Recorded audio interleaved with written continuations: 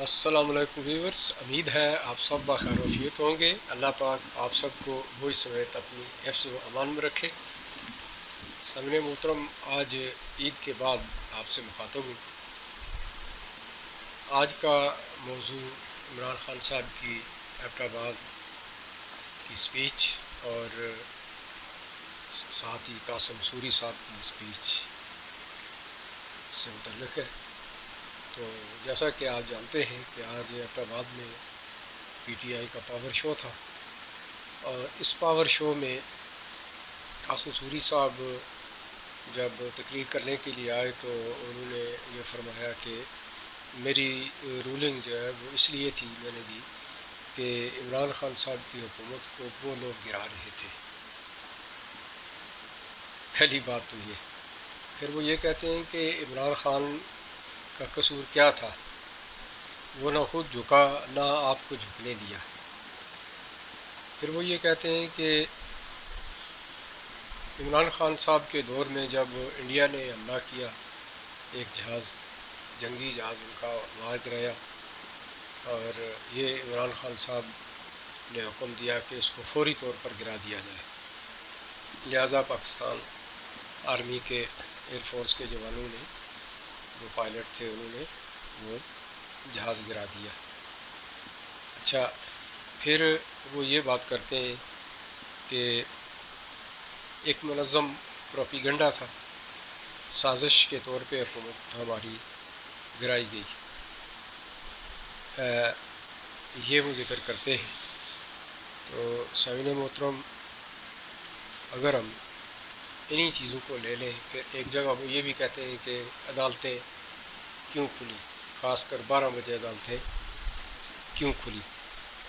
تو سامعین محترم، پہلے تو قاسم سوری صاحب کے ان سوالات کا جوابات ہم دیتے ہیں۔ پہلی بات تو یہ ہے کہ قاسم سوری صاحب نے جو رولنگ دی وہ خالص تر عمران صاحب کے کہنے پر دی، یعنی عمران صاحب کی منشا کو مد نظر رکھ کر دی۔ اگر وہ قانون کی پاسداری کرتے تو جو آئین پاکستان ہے اس کے مطابق رولنگ دیتے، ویئر ایز انہوں نے آئین شکنی کی، قانون کو پس پشت رکھا اور ایک فرد واحد کو سامنے رکھ کر انہوں نے اپنی رولنگ دی، لہٰذا وہ جرم کے مرتکب ہوئے۔ پہلی بات تو یہ ہے۔ دوسری بات، وہ یہ کہتے ہیں کہ عمران خان نہ خود جھکا نہ آپ لوگوں کو جھکنے دیا۔ سامعین گرام، پونے 4 سال میں آپ سب نے دیکھا کہ سب سے پہلے جھکا کون، آئی ایم ایف کے سامنے کون جھکا، کتنے قرضے لیے، ریکارڈ قرضے، اور جھکنا کس کو کہتے ہیں آپ خود ہی بتائیں، آپ بہتر جج ہیں۔ یہ غلط بیانیہ صرف ہمارے یوتھی حضرات ہی اس کے اوپر تالیاں بجا سکتے ہیں، ادروائز پورا پاکستان جانتا ہے کہ حقیقت کیا ہے۔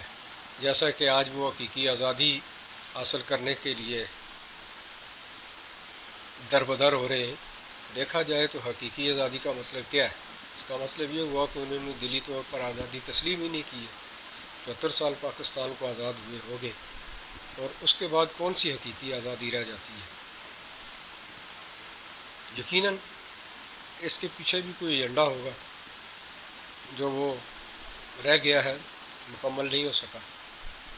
پھر وہ فرماتے ہیں جی کہ جہاز ایک آیا تھا اور عمران خان نے حکم دیا کہ اس کو مار گرایا جائے۔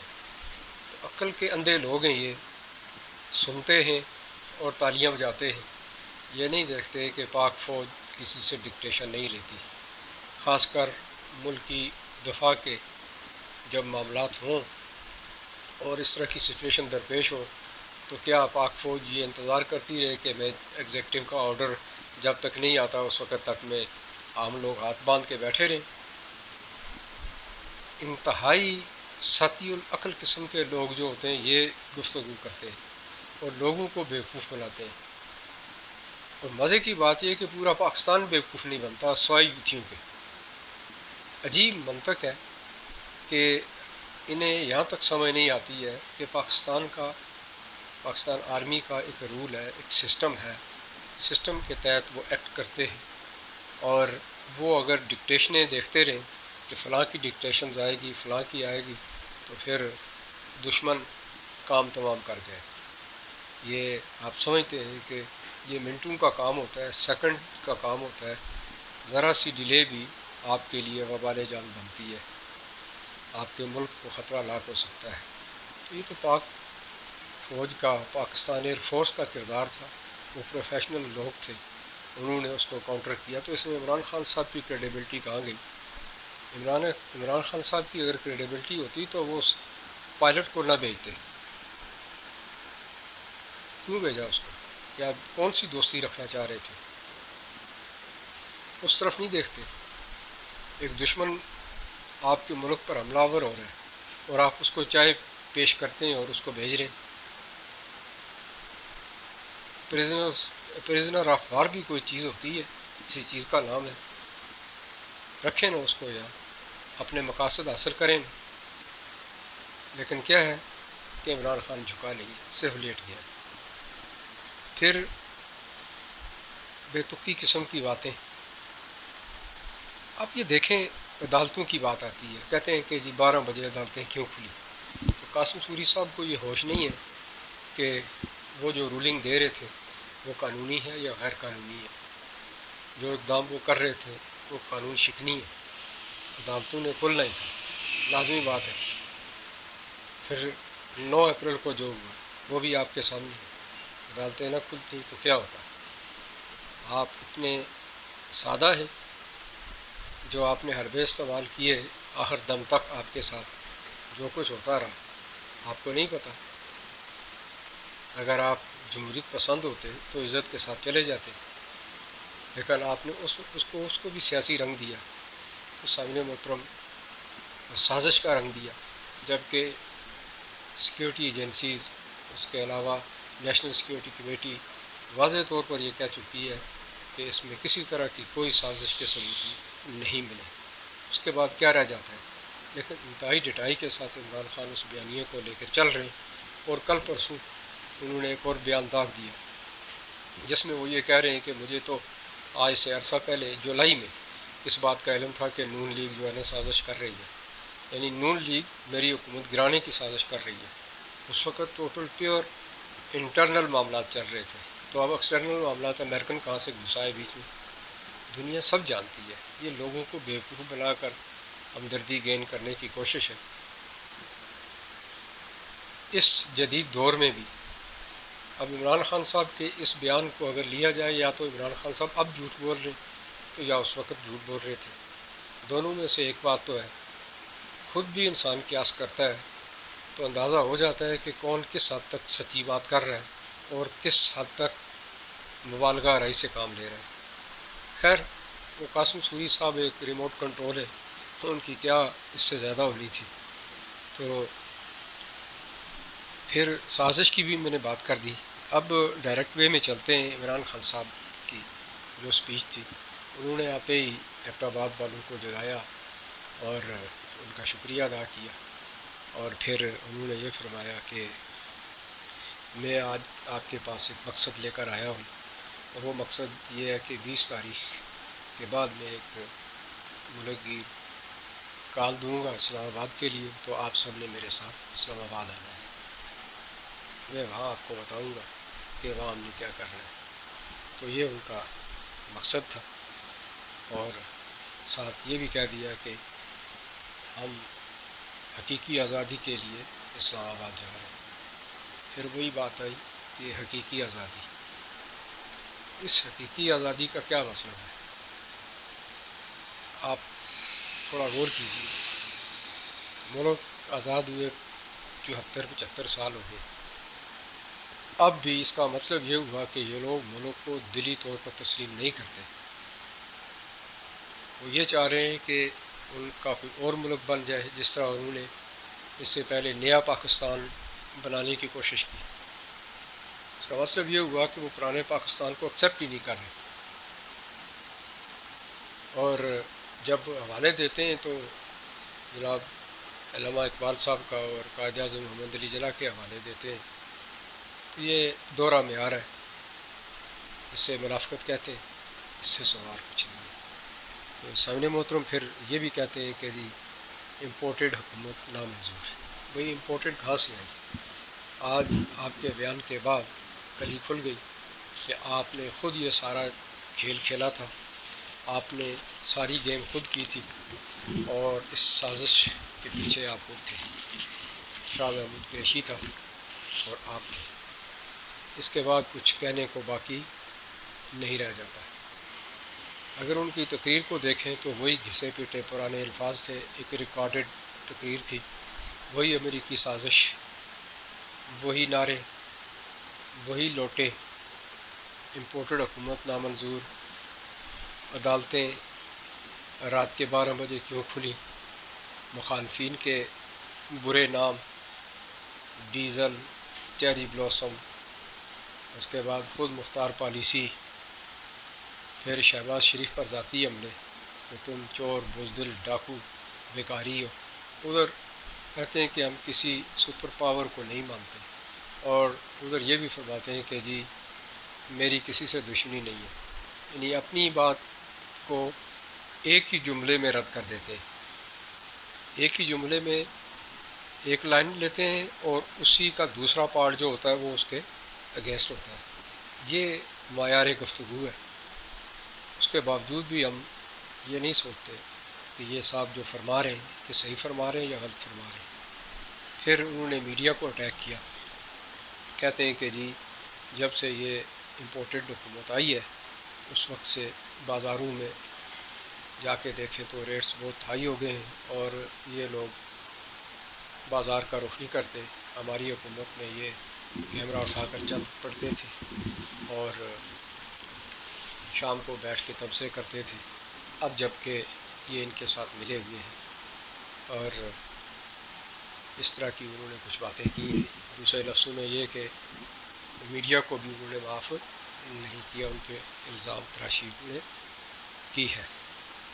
پھر وہ ایک جگہ ایک ریفرنس دیتے ہیں، اس کو کوٹ کرتے ہیں 1954 کی ایک بات ایران کے کسی بادشاہ کی جس کا نام مصدق تھا، پی ایم تھا، وہ پرائم منسٹر تھا غالباً، مصدق نام، اور وہ کہتے ہیں کہ جی وہ یہ ہوا کہ وہ ایرانی تیل جو تھا وہ اپنا ایک بلاک بنانا چاہ رہے تھے اور قیمتیں اپنی ایڈجسٹ کرنا چاہ رہے تھے، ویئر ایز امریکن یا دوسرے ملکوں کی آئل ریفائنریز جو ہے وہ اس میں شامل تھی اور وہ قیمتیں طے کرتے تھے۔ تو ان صاحب نے یہ کوشش کی تو ان کے خلاف ایک سازش امریکہ نے تیار کی، بالکل اسی طرح جس طرح کہ عمران صاحب فرماتے ہیں کہ میری حکومت میں ہوا، کہ انہوں نے پھر تحریک عدم اعتماد کا معاملہ کیا، اور اسی طرح کی پہلے انہوں نے میڈیا کو خریدا، پھر اس کے بعد انہوں نے جو ہے نا باقی کردار خریدے، اپوزیشن خریدی، سیم اسی طرح کی سٹوری بیان کر کے اس کے ساتھ وہ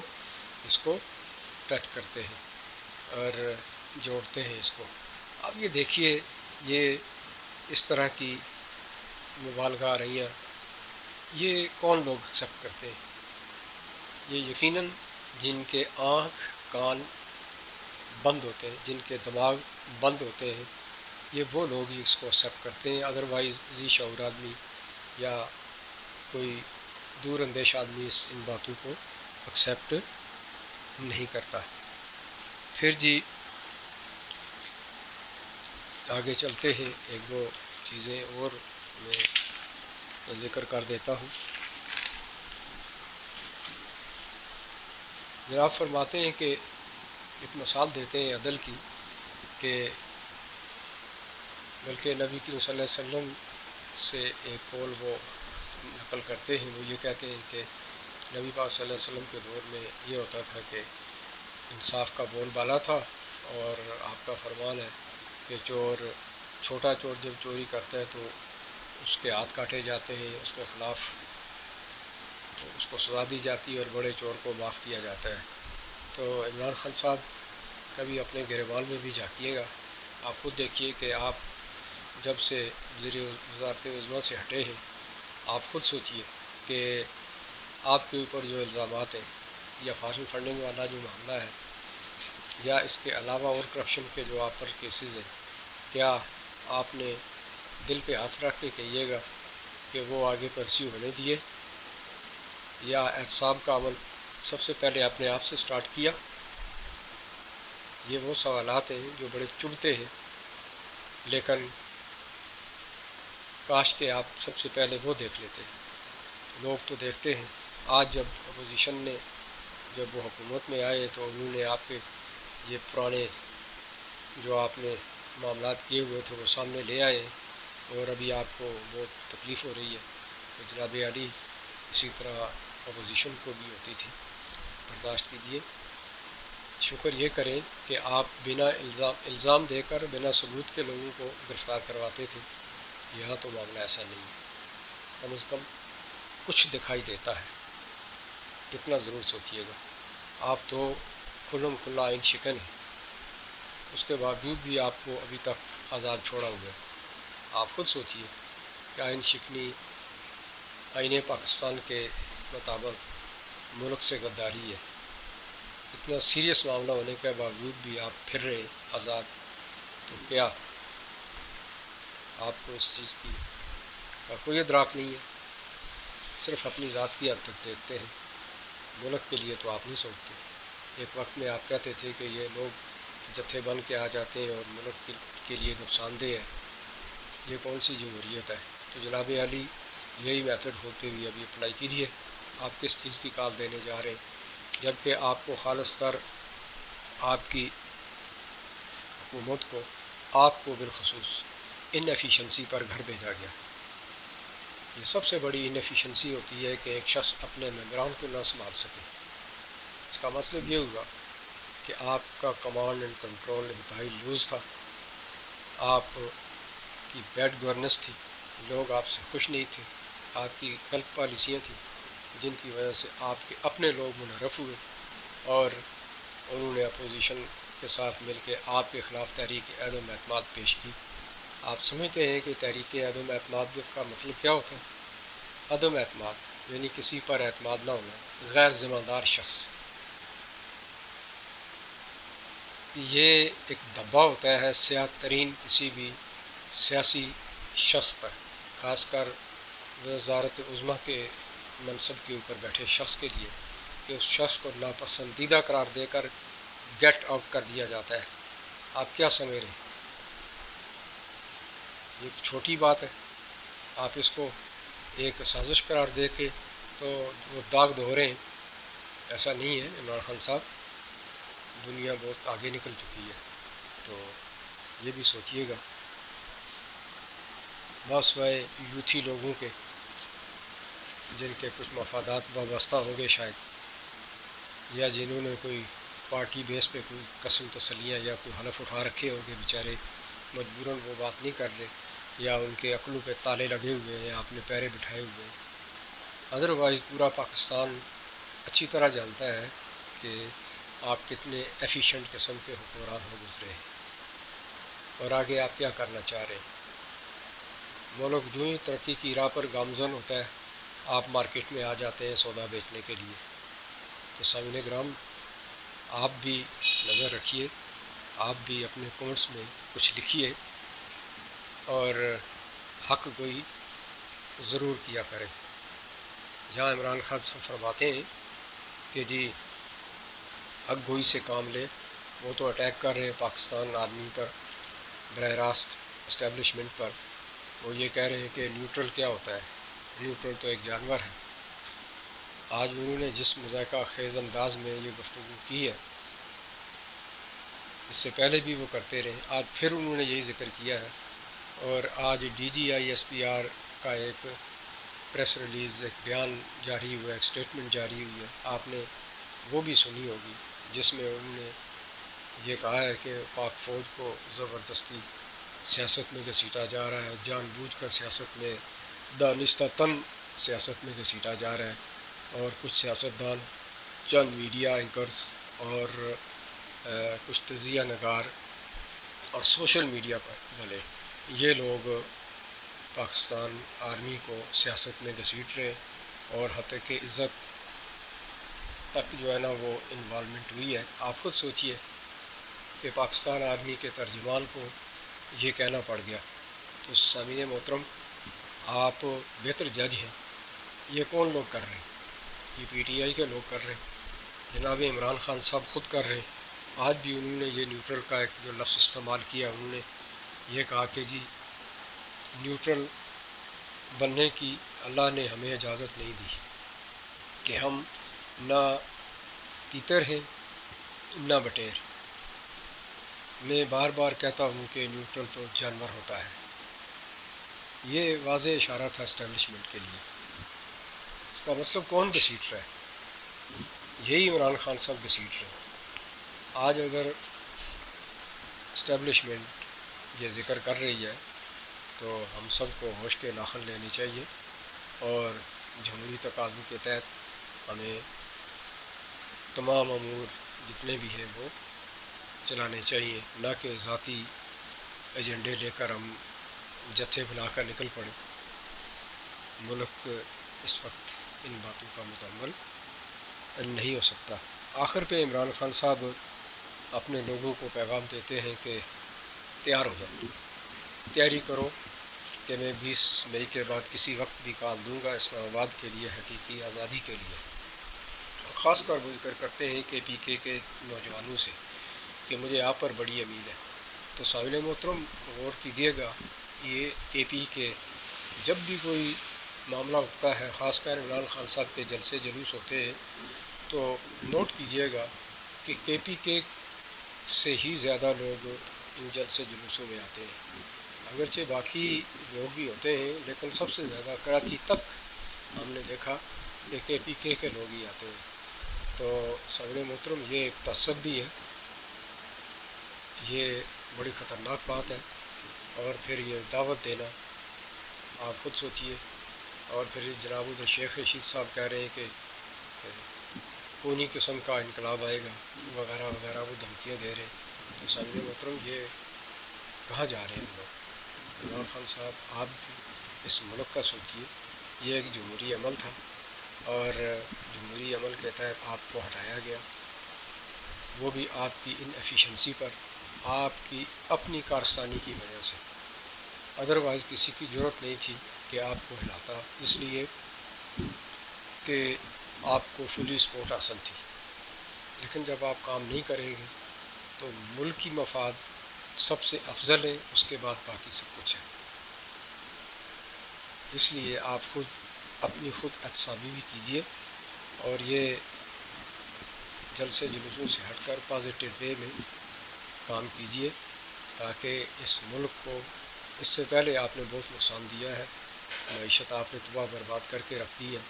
تو آئندہ اگر کوئی دوسرے لوگ آئے ہیں کام کرنے کے لیے تو آپ انہیں کام کرنے دیں۔ یہ اچھے سیاستدان کی ایک نشانی ہوتی ہے۔ ادروائز ایک بیان پچھلے دنوں سوشل میڈیا میں ہم نے دیکھا کہ کوئی میجر جنرل ہے انڈین، وہ آپ کے بارے میں کیا کہہ رہے ہیں۔ شرم آنی چاہیے ہمیں کہ ایک انڈین جنرل جو ہمارا دشمن ہے، وہ یہ کہہ رہا ہے کہ عمران خان اس وقت ہمارے لیے کام کر رہے ہیں۔ یعنی جو کام ہم نہیں کر سکے وہ عمران خان کر رہے ہیں۔ تو آپ کے لیے یہ لمحہ فکریہ ہے، ہم سب کے لیے یہ لمحہ فکریہ ہے۔ D G I S P R نے جو اس وقت آج بیان دیا ہے، اسے بھی آپ سامنے رکھیں، اور اس کے اوپر بھی آپ غور کریں کہ آخر کیا ضرورت پڑی تھی کہ ایک بار پھر D G I S P R کو، جب انہوں نے وضاحت دے دی تھی اس سازشی خط کے اوپر، نہ صرف انہوں نے، نیشنل سیکورٹی کمیٹی نے دی، تو اس کے بعد باقی کچھ رہ نہیں جاتا۔ یہ اور بات ہے کہ بچوں کی طرح ضد کر کے بندہ بیٹھ جائے۔ آپ خود سوچیں کہ D G I S P R نے آج کیا بولا ہے۔ وہ یہ کہتے ہیں کہ فوج کو دانستہ طور پر سیاست میں گھسیٹا جا رہا ہے، غیر مصدقہ اشتعال انگیز بیانات ملک کے لیے نقصان دہ ہیں، حال ہی میں اس میں تیزی آئی ہے، حد امیز بیانات سے گریز کریں، پاک فوج کو سیاسی گفتگو سے دور رکھیں، توقع ہے سب قانون کی پاسداری کریں گے۔ کچھ سیاستدان، چند صحافی، تجزیہ کار اور میڈیا فوج کو سیاست میں گھسیٹ رہے ہیں۔ تو سامعین محترم یہ چھوٹی باتیں نہیں ہیں، یہ آپ کو واضح پیغام ہے آپ بھی اس ملک کے لیے سوچیے، اور اسی طرح دوسری جماعتوں کے قائدین جو اس وقت جلسے جلوس کر رہے ہیں ان کو بھی سوچنا چاہیے، خواہ وہ مریم نواز ہے یا کوئی اور ہے۔ انہوں نے بھی پچھلی دفعہ کچھ اسٹیبلشمنٹ سے متعلق باتیں کی ہیں۔ بھائی فوج کو کیوں بیچ میں لے کر آتے ہو؟ آپ اپنی جنگ لڑیں، اپنے طریقے سے لڑیں، فوج کو مت بیچ میں گھسیٹیں۔ یہ ایک باعزت ادارہ ہے، ملک کی سلامتی کا ضامن ادارہ ہے۔ اگر پاکستان سلامت ہے تو ہم سلامت ہیں، اگر پاکستان سلامت نہیں ہے تو ہم کہاں سے محفوظ رہیں۔ اس لیے ہر شخص کو اپنے دیں، خواہ وہ چھوٹی سی چھوٹی جگہ پہ ہے یا بڑے سے بڑے عہدے پر فائز ہے، ہم سب کو ہر صورت میں ہر قیمت پر پاکستان آرمی سے متعلق بات کرتے ہوئے 1000 بار سوچنا چاہیے۔ یہی اس ملک کی بہتری کے لیے ہے، اور اس سے بڑھ کر اور کوئی چیز نہیں ہے۔ کیا وجہ پیش آئی ہے کہ آج D G I S P R نے یہ بیان دیا ہے؟ سوچیے اس کے اوپر، یہ ورڈنگ سوچیے، بڑی کیئرفل قسم کی ورڈنگ یوز کی گئی ہے۔ عقل کے ناخن لیں۔ اس وقت جو سیاسی گیما گیمی مچی ہوئی ہے اس کو باہم فہم و فراست اور ٹیبل ٹاک کے ذریعے حل کریں۔ یہی مہذب لوگوں کا شعور ہے، یہی ایک طریقہ کار ہے۔ بچوں کی طرح ایک دوسرے کے اوپر الزام تراشی کرنا، برے نام رکھنا، یا مداریوں کی طرح الٹی سیدھی باتیں کر کے مجمع اکٹھا کرنا، یہ کسی سیاستدان کو زیب نہیں دیتا، نہ اس سے اس کا قد کاٹ سیاسی بڑھتا ہے، بلکہ یہ جگ ہنسائی ہی اسی کے اوپر ہوتی ہے۔ سامنے محترم، یہ ہماری سیاست کا حال ہو چکا ہے۔ دراصل ہم خود کسی کام کے نہیں ہیں، ہمارے سیاستدان کسی کام کے نہیں ہیں، وگرنہ جب فوج کی 19-20 انوالومنٹ اگر ہوتی ہے تو وہ کیوں ہوتی ہے؟